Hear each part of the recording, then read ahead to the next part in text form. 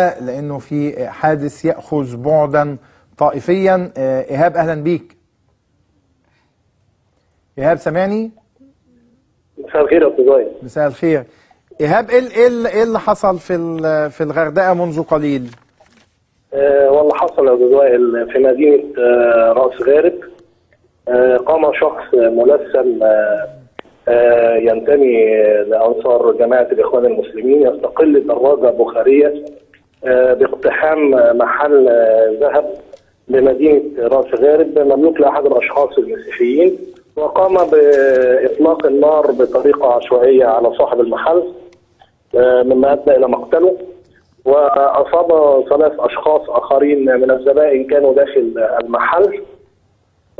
وحاول الهرب فيما بعد، ولكن الأجهزة الأمنية تمكنت من القبض عليه، وتم نقل جثة صاحب المحل الذي يدعى ناصر موريس إلى مستشفى مشرحة رأس غارب، وتم نقل المصابين إلى مستشفى الغردقة العام في حالة خطيرة جدا. لكن تم القبض على الجاني يعني؟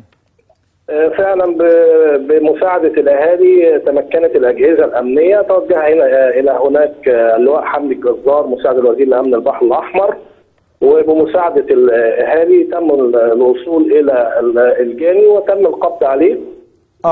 وهو شخص يدعى عبد الرشيد الساحر، يعمل بأحد شركات البترول، وطبقا لشهادة الأهالي هناك أنه ينتمي لأنصار الإخوان المسلمين.